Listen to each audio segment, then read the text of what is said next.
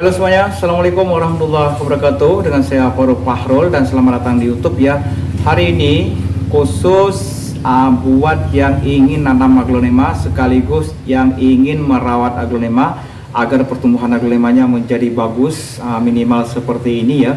Jadi di sini saya ingin buka semua tips, semua rahasia teman-teman agar ada manfaatnya buat Anda. Jadi pengharapan dari saya sebaiknya ya silahkan lihat video ini sampai dengan selesai agar ada manfaatnya buat teman-teman. Nah, untuk merawat aglonema sebenarnya itu sangat mudah sekali teman-teman ya. Jadi kalau yang saya lihat di sekitaran saya di sini, dia aglonemanya itu tidak mau tumbuh subur teman-teman ya, bahkan kadang-kadang nggak mau hidup. Nah, jadi segala sesuatunya sebenarnya ini dimulai dari media tanam yang kita gunakan teman-teman. Nah, untuk aglonema ya, apapun aglonema, baik itu suksom ataupun keladi juga ya, ini termasuk keladi juga. Jadi semua keladi dan semua aglonema sebenarnya sama aja teman-teman.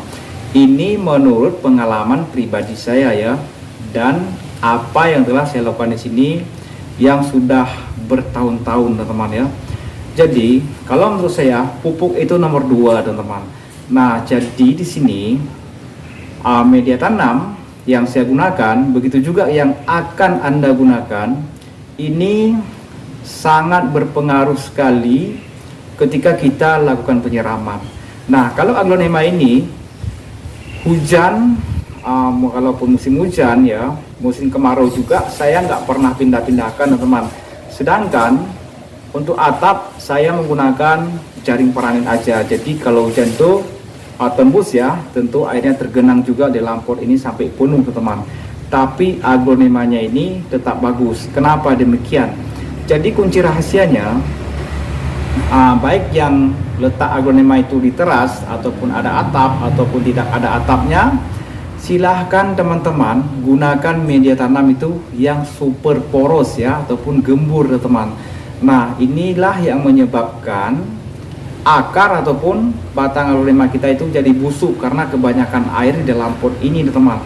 Nah, untuk media tanam yang saya gunakan di sini sekam ya, sekam bakar ataupun arang sekam. Nah, dicampur sedikit dengan sekam padi misalnya ya, sekam padi campur arang sekam. Jadi kalau teman-teman gunakan dua macam itu aja, biasanya pertumbuhan aglonema itu kurang bagus teman ya. Jadi kita harus mencampurkan itu satu lagi teman kalau yang kita buat di sini. Jadi ini tanah biasa, cuman tanah yang biasa ini boleh teman-teman ambil di pekarangan ataupun di kebun-kebun ya, ataupun teman-teman beli juga boleh ya.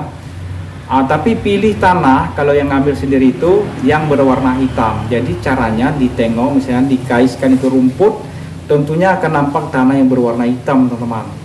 Nah, tanah yang berwarna hitam itu merupakan hasil pembusukan secara alami ya. Jadi kita ambil di bagian atasnya aja teman-teman, jangan ambil di bagian bawah. Untuk komposisi ataupun pencampurannya kalau yang kita lakukan di sini ya, misalnya 50% tanah kemudian dicampur dengan 25% sekam padi dan juga sekam bakar, itu boleh teman-teman.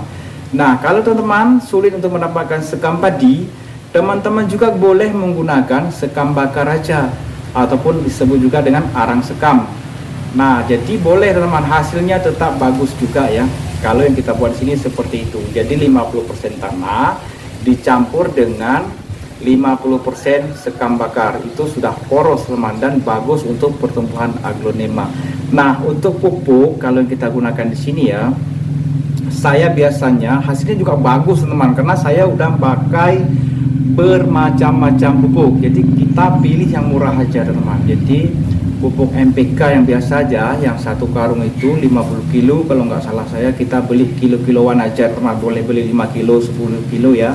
Kalau teman-teman ingin jelas, ingin tahu lagi seperti apa NPK itu tuh bermacam-macam merek dagangnya teman. Ada NPK yang biru, ada yang merah ya.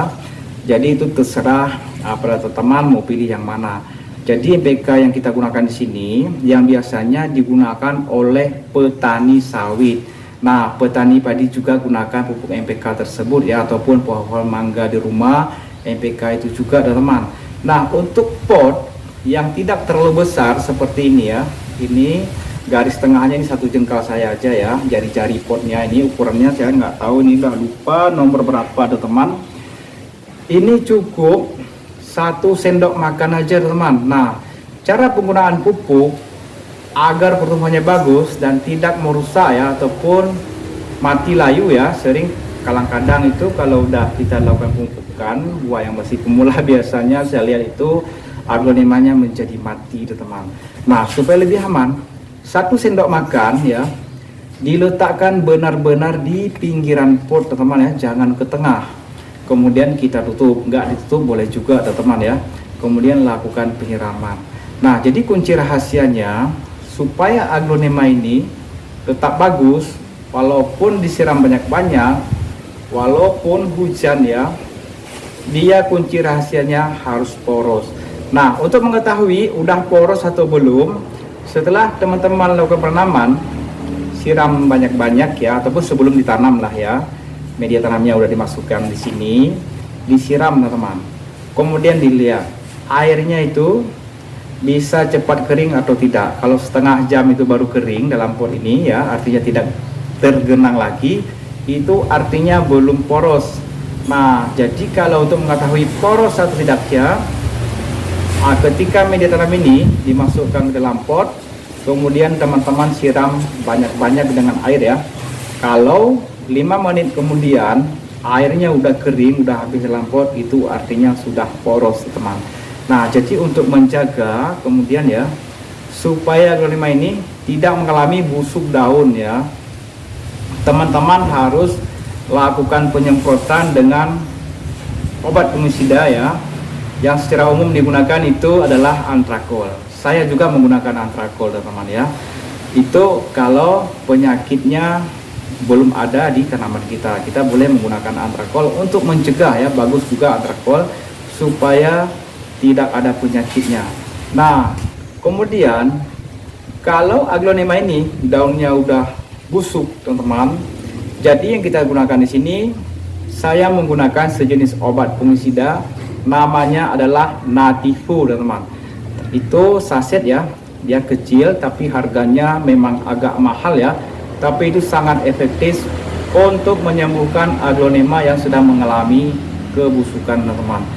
Dan yang terakhir, saran dari saya untuk mencegah ulat ya, walaupun ulatnya belum ada, silahkan teman-teman beli obat insektisida, ataupun teman-teman bilang aja sama penjualnya di toko-toko pertanian itu biasanya ada obat ulat, obat hama, segala jenis tanaman itu biasanya ada ya.